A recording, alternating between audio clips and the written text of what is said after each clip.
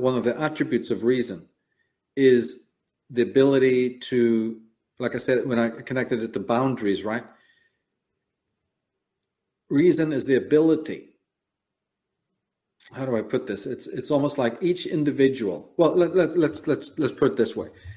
I don't know if you've ever got into arguments with people about relative and absolute truth, right? And this does have its concomitant on the political level, because we have a lot of relativists out there, right? But let's take it back to a more philosophical point of view. Is there absolute truth? Now, Ayn Rand claims there is, and she calls it the world, right? The world in front of you has absolutes that you're going to need to relate to. And I believe the same thing. For instance, one of the absolutes is that you have a mean within you, a locus point, a sort of, it's wrong to call it an Archimedean point, but I can't really give you, let's just call it a mean or a state, right, of equilibrium. And when you're not in that state of equilibrium, when you're in disequilibrium, you become neurotic. And every single person listening to this, whether they're on the left or on the right, whether they're one of these extreme leftists or culture Marxists, right, they're all human beings. And each and every person knows that there's distress, there's anxiety, there's dysfunction, right, and mood swings and insomnia, all of the cocktail, right? Basically, in a nutshell, there's neurosis when you're not somehow in the center. And we talked in the first hour about happiness, right? This is all connected to this.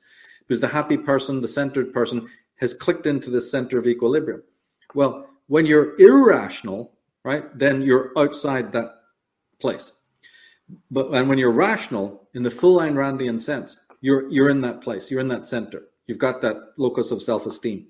But why I'm talking about this in absolute terms is because ultimately speaking, that center of equilibrium is within you and not outside.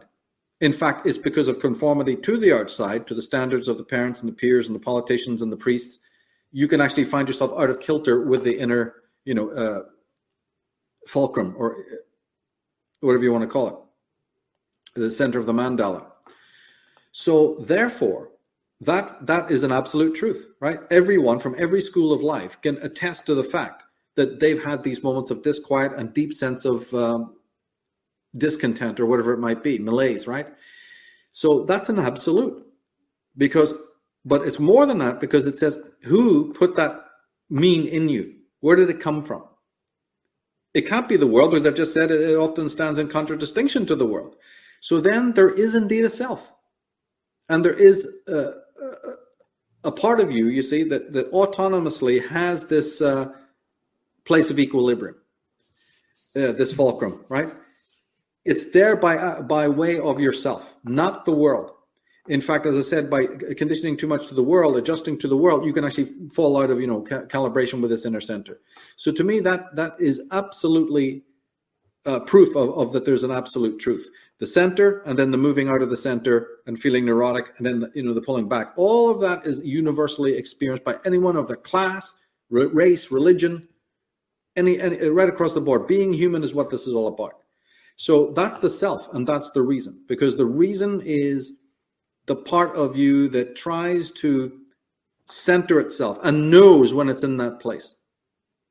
I don't know if that makes sense to people, but to me, it's a sign of absolute truth, and it is something that is attestable and empirical. It's not abstract or mystical, and it is also one of the great proofs of the rational man as opposed to the irrational. Does that make sense?